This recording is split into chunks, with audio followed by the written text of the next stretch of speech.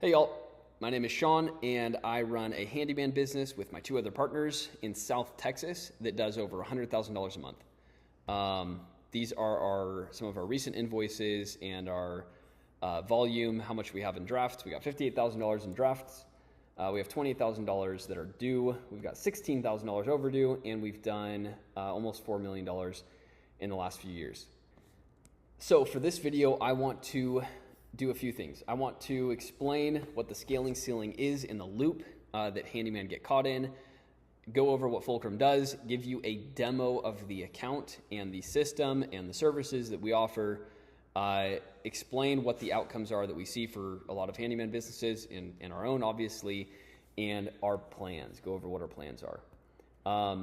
To start with the scaling ceiling. The scaling ceiling is essentially when handyman businesses plateau at a certain revenue point. They get stuck normally between 5 and 15 grand a month. And it's not because they're bad at what they do. Oftentimes they're actually extremely good at what they do. That's why they got to that level. But it is because at that level, the business has grown beyond one person's capacity to run the actual operations, the business side, and also do the handyman work. So what happens is, and actually let me go over to this really quick. What happens is businesses get stuck in this loop. We got stuck in the loop for about a year before we figured out how to break out of it. It was very painful and pretty expensive, but we figured out how to do it. And now that business, like I mentioned, does over 100 grand a month. In fact, first quarter of this year, we did almost 500 grand. So the loop is, when you start out, you typically get some referrals, or you have some neighbors that want work done, or you've got some kind of a connection where somebody's giving you business, and you're slow when you start, right? And so you can answer every lead. When somebody calls you, you answer the phone. You respond back to people quickly. Somebody asks for an estimate, you get it out, oftentimes within minutes, sometimes within hours. When a job is completed, when you're scheduling work, you get to that work really quickly. You're not booked out several weeks. When the job's completed and you go to invoice, you do that invoice quickly and things are good, right? But what happens is then you start getting busy because you're good at what you do, and you stop answering your phone as much because it's hard to answer your phone when you're under a sink or trying to texture drywall. You stop responding to people as fast, right? The estimates start sitting there because you got work. You're in the middle of work and you're making good money.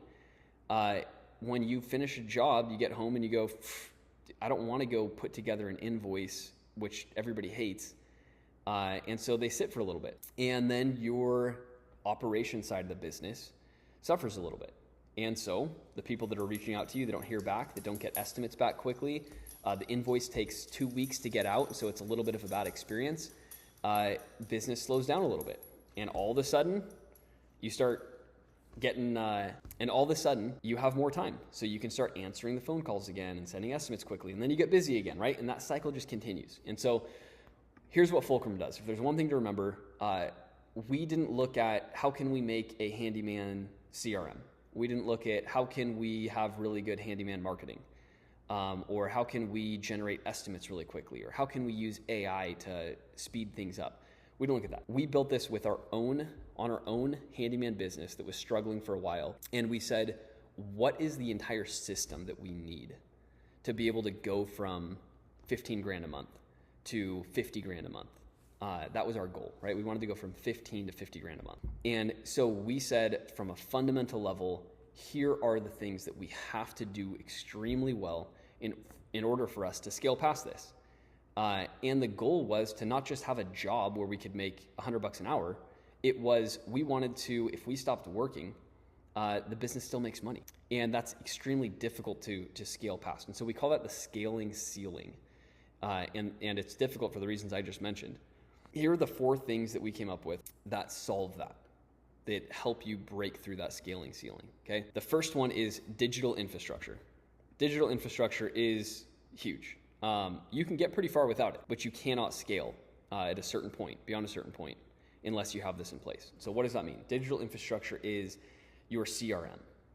It is your phone system, how you're getting calls and tracking those calls. It's your text messages, the business text messages, the emails that are all coming into one inbox. It is your website and your digital profiles, your local profiles, like your Google business profile and Yelp and Facebook page and all those things. It is your estimating and your invoicing systems. It's your dashboards and your reporting systems. It's all those digital pieces that you need that are on the infrastructure level that you can get by without them at a certain point.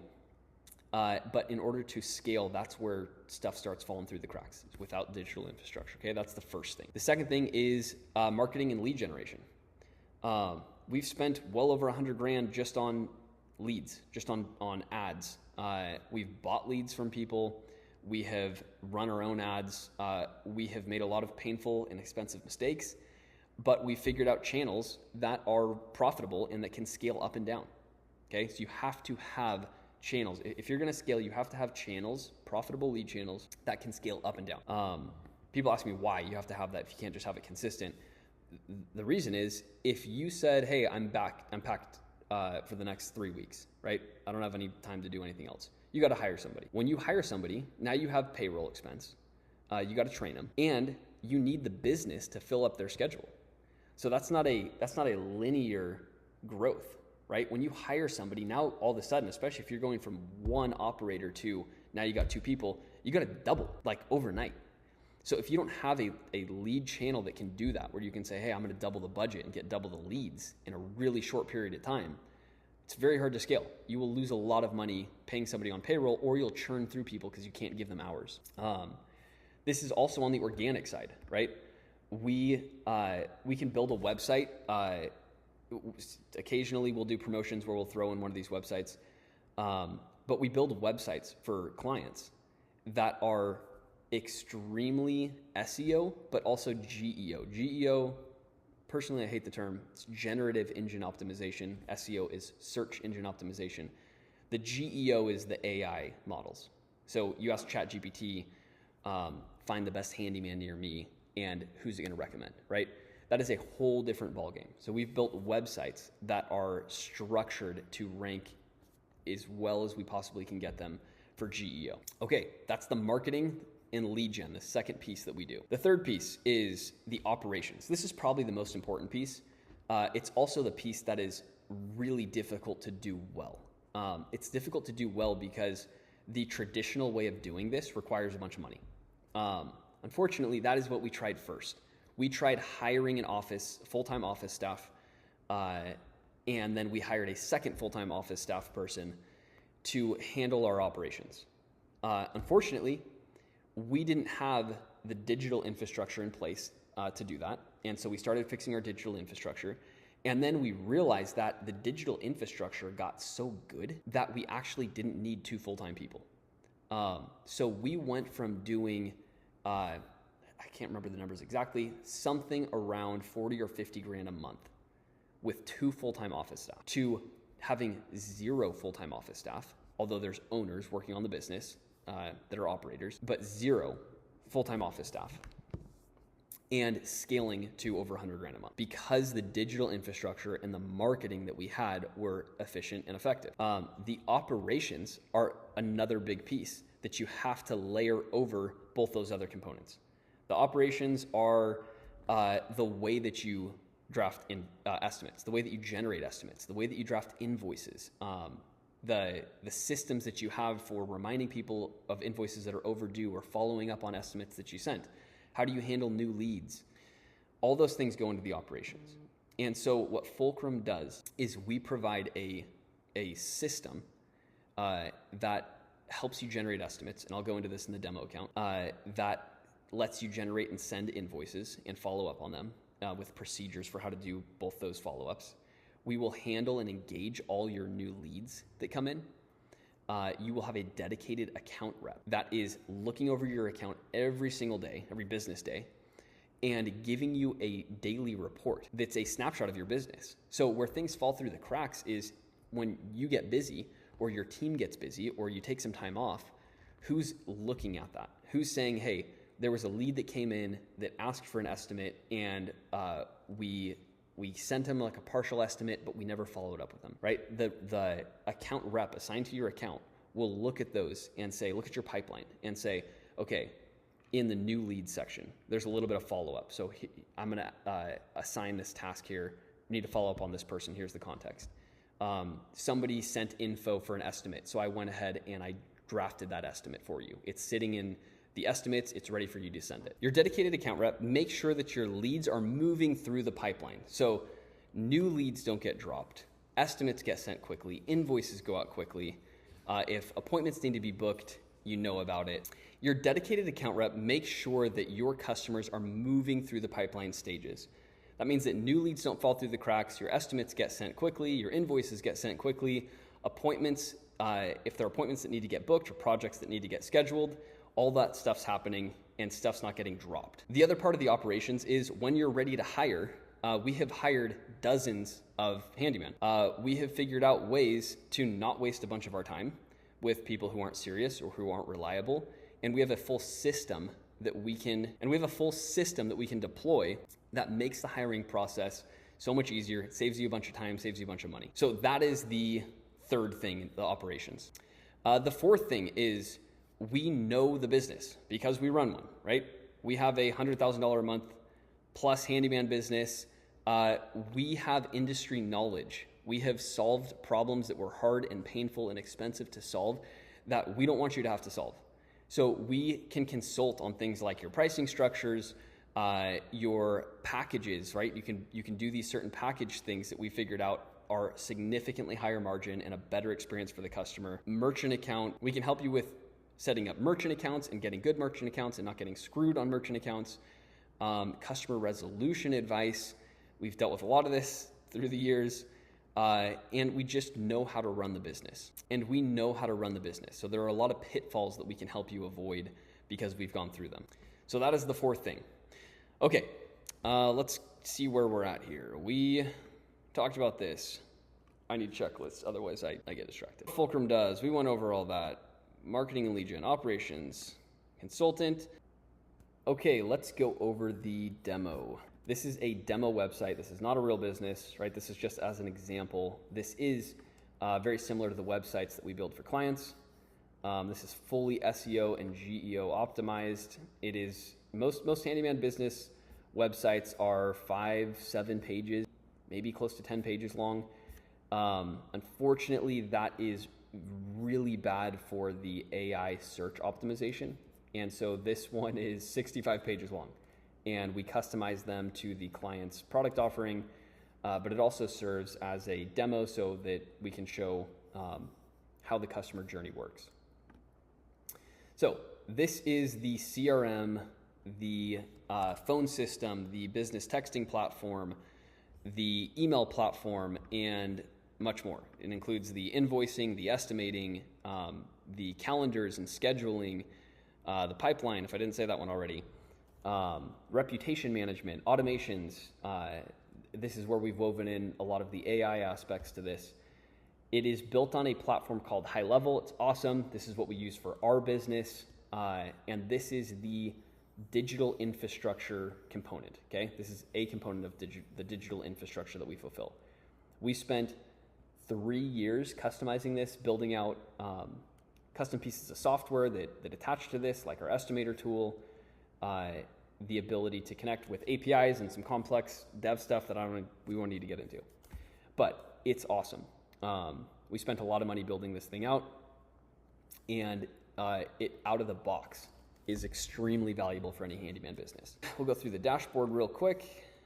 This is where you see reporting, right? This is filler data right now because this is not on a live account, but this is where you would see reporting like how many leads you have, how many you won, what's your primary lead source. So if it's Facebook, here's how many you won from that specific channel, incoming calls, opportunity counts over time, how much you spent on Facebook, how much you made from Facebook, how much you spent on Google, how much you made from Google, Google local service ads, which is a fantastic placement, revenue from other sources, right? Lead source report and so on. We are going to be in the opportunities. And actually, I'm going to delete some filler data out of here so I can go through this again. All right, so what I want to do, I did a demo earlier today, and so I had some filler data in there. I deleted that out so we can start fresh.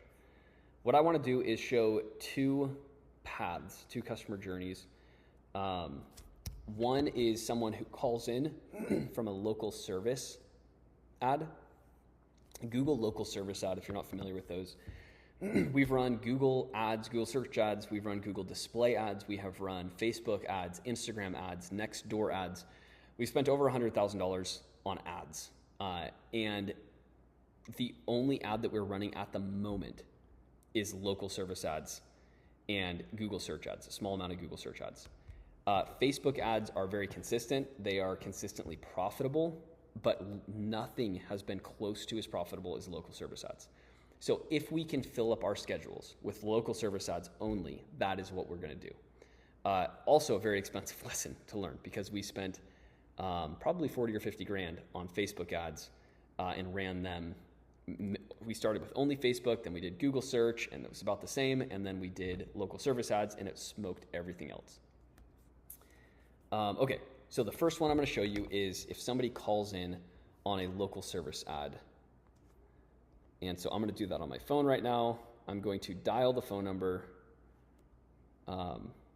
for this demo account, Fulcrum Handyman, and we should see this pop up. Actually, I'm going to go to the conversations tab because that'll pop up more quickly there.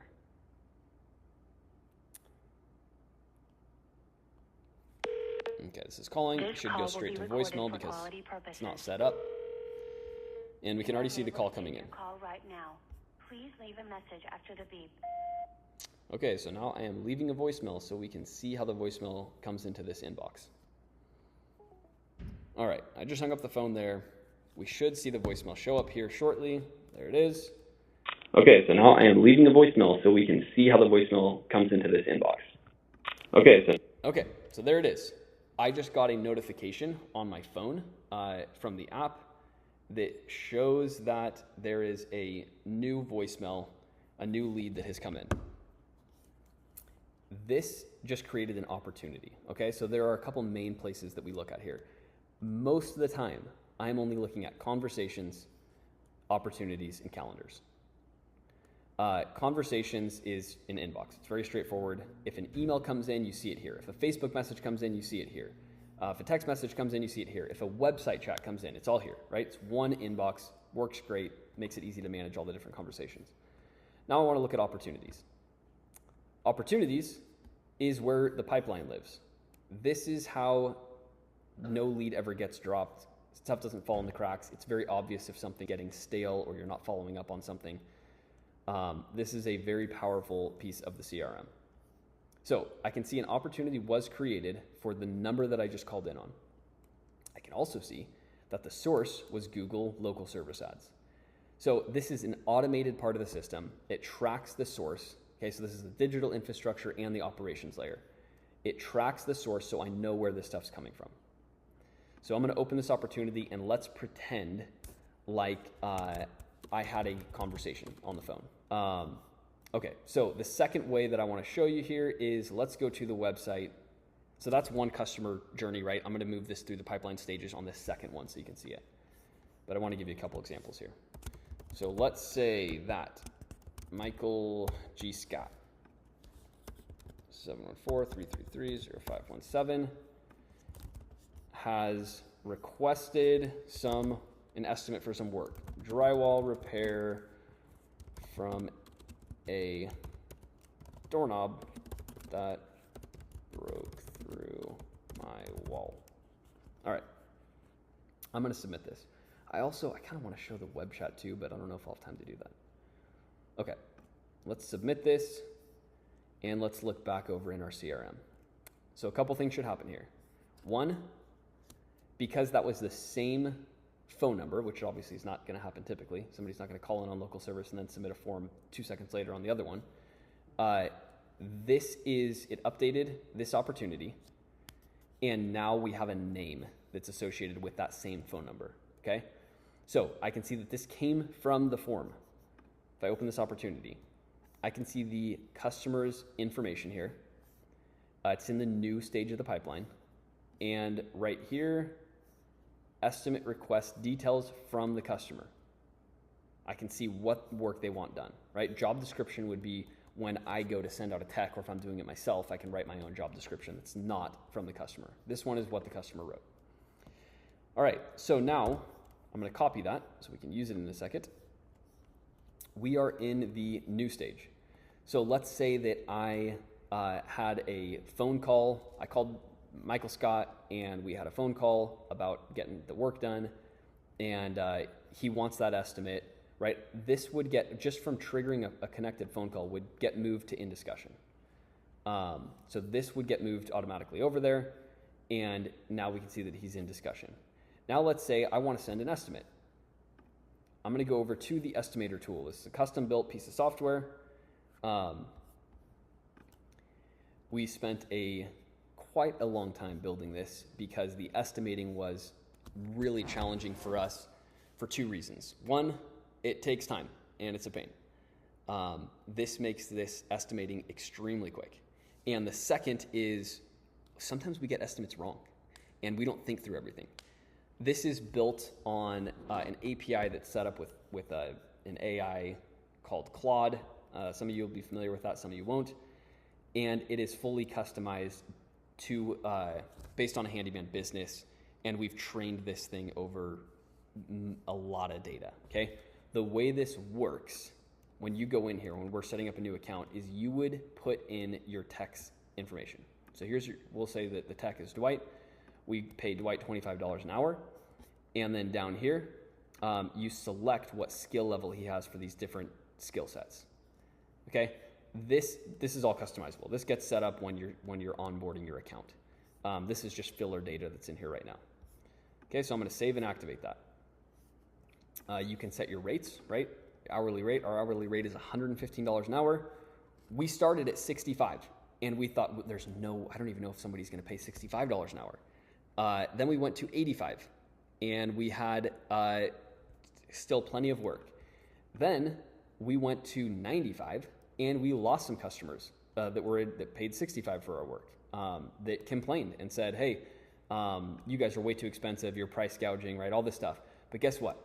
We got a different client base that was a lot easier to work with and had a lot more work for us to do. They had much higher expectations. If we don't send an estimate quickly, if we send an invoice slowly, if our guys don't show up in branded gear or boots, we can get complaints. But we're also now able to charge $115 an hour instead of 65, and they're easier clients to work with. So that's a whole nother thing on the consultancy side of what we do. We can help you transition if your prices are low. We can help you think through the structure and your packages and all that stuff. Okay, back to the estimator. So I'm going to paste in the client's request, and I'm going to hit send. This is going to ping the AI system that we built. It's going to take into account the manual setup and your hourly rates and what techs are available for that kind of work, and it's going to come back with this. So what this is saying is that there's a medium confidence that this estimate is accurate. It's giving a range here. It's going to default when it actually generates the estimate to the high end of the range. It gives you your labor cost based on your hourly rate. It gives you the expected materials based on Home Depot prices, and then the total to the client. It also shows your margin, right? Your labor margin would change depending on if you have multiple techs that are paid differently, different hourly rates, and have different skill sets. So, for instance, if we're back over here and we had tech number 2, and we got drywall repair, and he's new, this is going to adjust the estimate to say it takes more hours for the person that has a new rating on drywall repair than for someone who has it mastered. It takes all that into account, because somebody who is really good at drywall repair might do it in an hour and a half, and somebody who's brand new might take them 3 hours to get the texture right. It gives us the scope of work, which is what will show up on the actual estimate. And then here are the assumptions, right? This is important.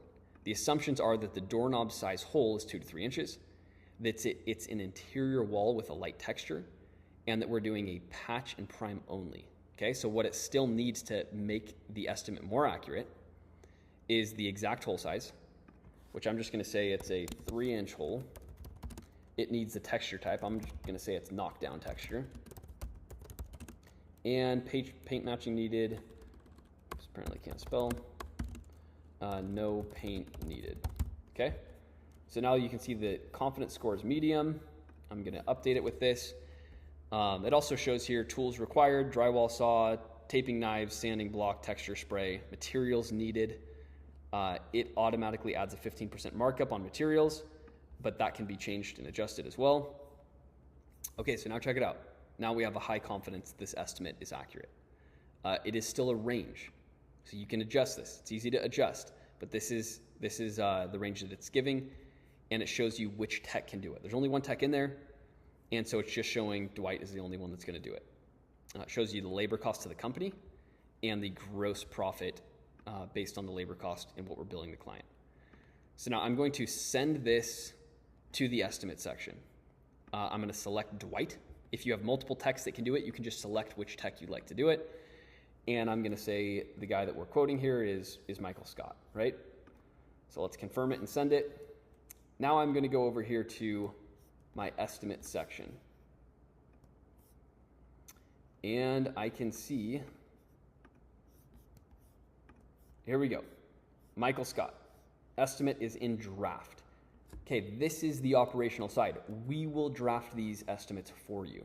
So we can go in here, we can customize this. If you want to draft them, you go ahead and draft them. If you want us to draft them because you're out on a 4-hour job and we saw somebody that filled out this estimate request and we can get this drafted for you really quick, then we're going to go do that for you. So it's sitting there ready for you to send. Let's take a look at the estimate. Okay, it is connected to the correct client. I want to link this to the opportunity because I know that opportunity is in there, in that pipeline stage, and it's pre-filled information. All this pre-filled stuff can be adjusted. If you don't want the tech name in there, we can adjust that so it doesn't do it by default. We have the scope of work already in here. The price, which is on the high end, right? All this can be adjusted easily. If I said, oh no, actually I didn't want to do the high end, I want to go 320. The terms and conditions, we can give you some suggestions on what we did. This is ultimately up to you. This is legal stuff, right? But we can help you out, give you some guidance. Again, ultimately it's on you to decide how you want to do that. You can put tax if you want. All right, let's send the estimate. Okay. Oh, I forgot one other piece of this too. That let's go in here real quick. Okay, in the conversations tab, when that form lead came in, okay, we did 2 scenarios. One was the local service inbound call. The second one was a website form requesting an estimate. When that form comes in and it created the opportunity, it immediately sends a text message and an email to the potential client. Hey, Michael, this is Sean M. with Fulcrum Agency. Thanks for your estimate request. Any other details you wanted to add? Any other details you wanted to add? Oh, typo. That's why it's a demo account. And then it sends the email as well, okay? So I have this text message on my phone. I am going to respond to this so you can see what it looks like. No, just the estimate. All right, we will see this pop up in here in a second. There it is. No, just the estimate, right? So now let's go back to this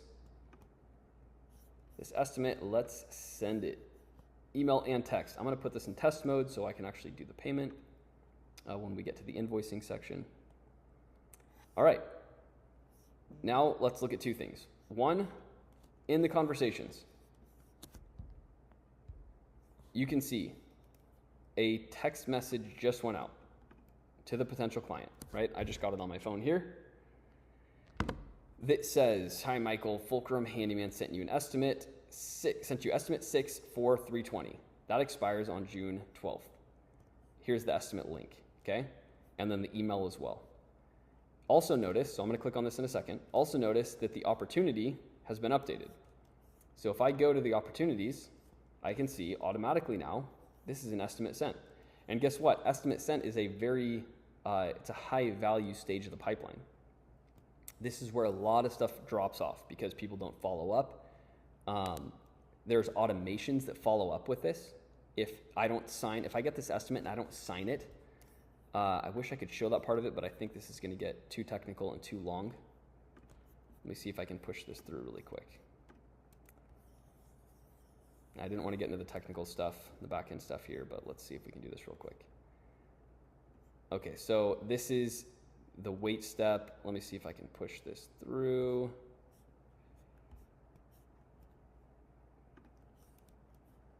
This should create a task to follow up. So I basically skipped a 12-hour delay is what I did right there. I just did it manually. And let's look at the tasks. So check it out. There is now a follow-up. I can look at this. Call Michael, follow up on estimate, right? So that's as if I got the estimate, but I didn't accept the estimate, and 12 hours went by. It does not send in the middle of the night. It waits till business hours to send this, and that's a task, right? And then I could push it through further, and it would send a follow-up text message on that estimate. But so this video doesn't get even longer. Let's just go back to the conversations, and this is what the client would click on. Right, so I'm going to click on this as if I'm the client. I can see the estimate here, looks good. I'm going to accept the estimate. All right, the estimate is accepted.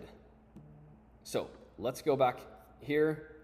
We can see again the opportunity Michael Scott moved from estimate sent to estimate signed. Again, this is automated. This is the operational side where we try to automate all of the tedious, repetitive stuff and maximize the meaningful conversations, like connecting with the client, doing the actual work.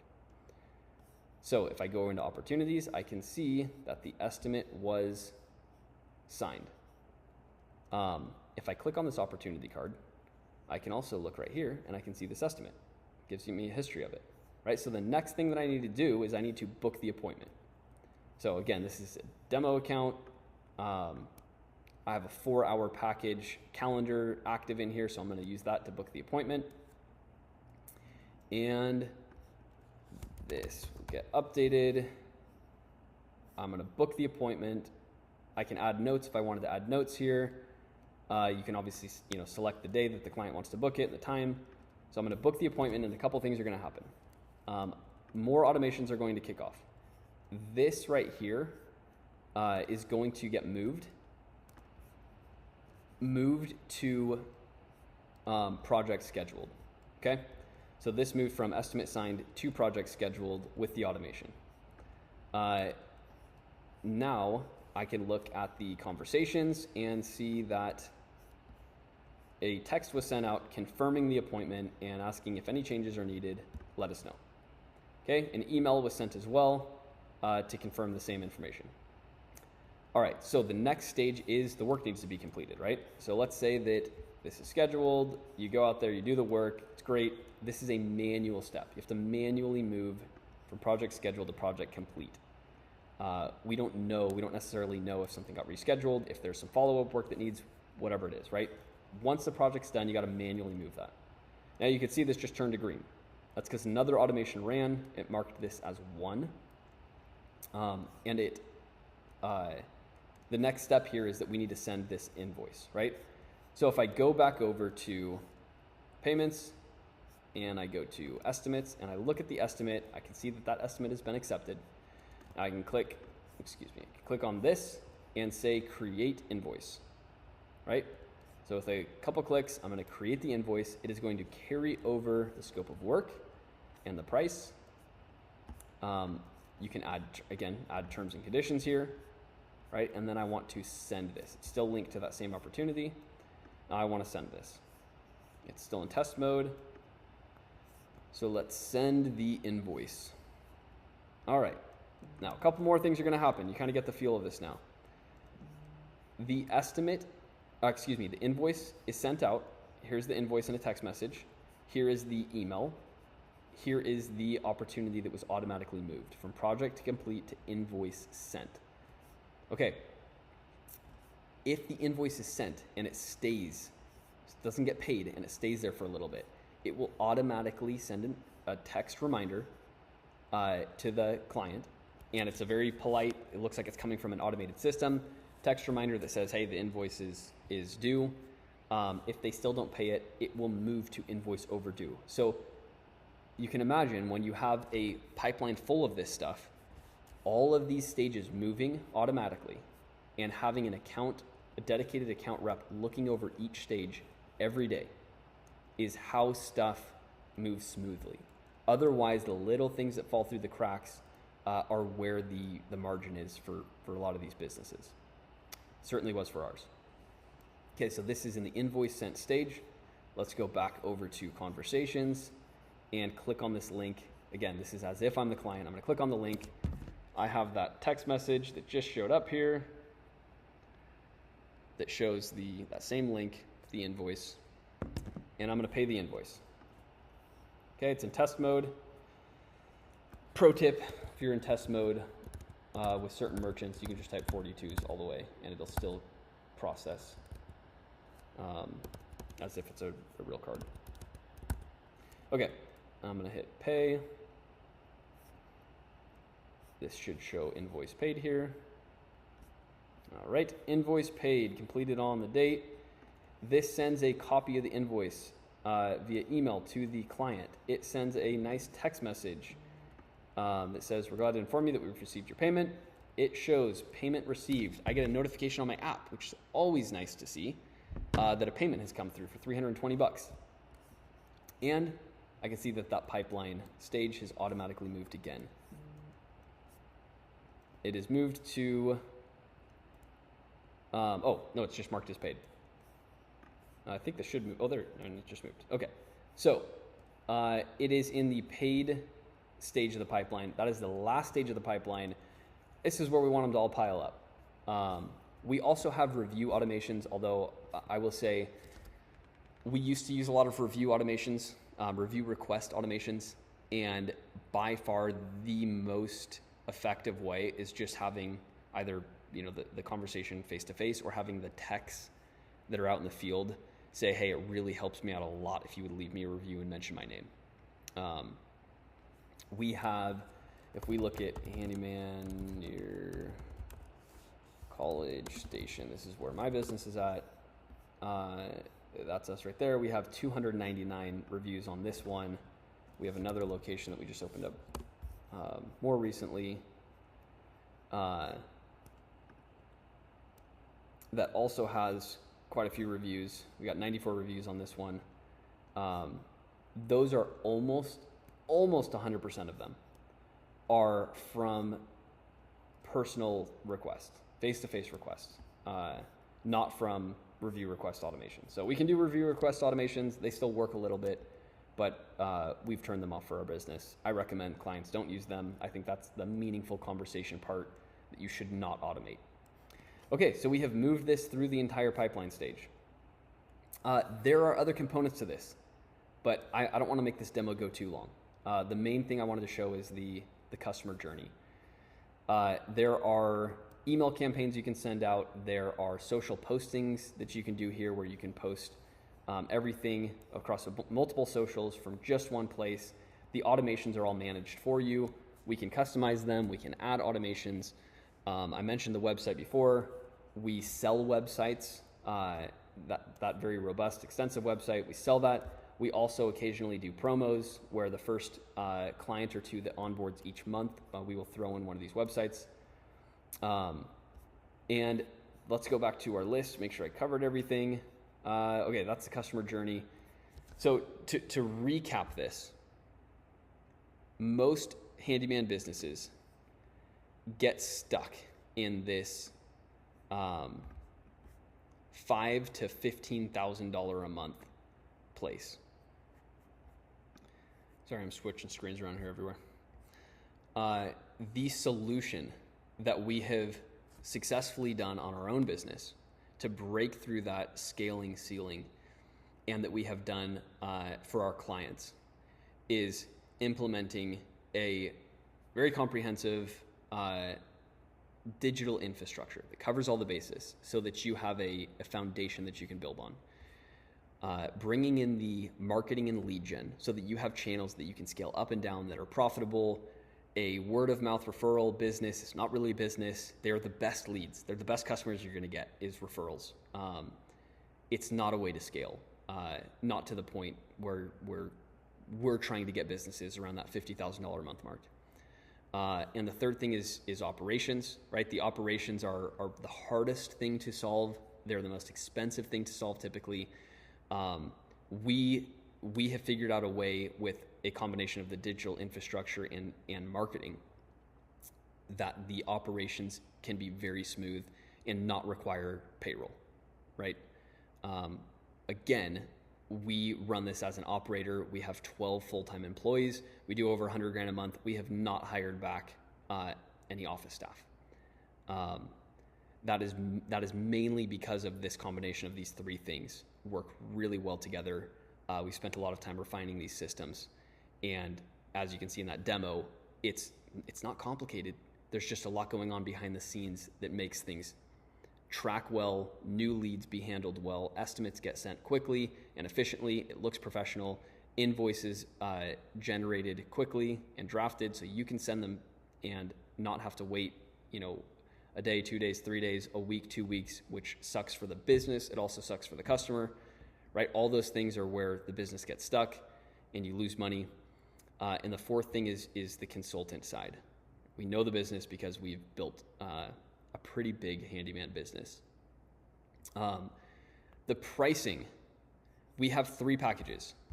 We have built our packages in a way that a business that is small, that is at the minimum 5 to 10K a month revenue is very manageable.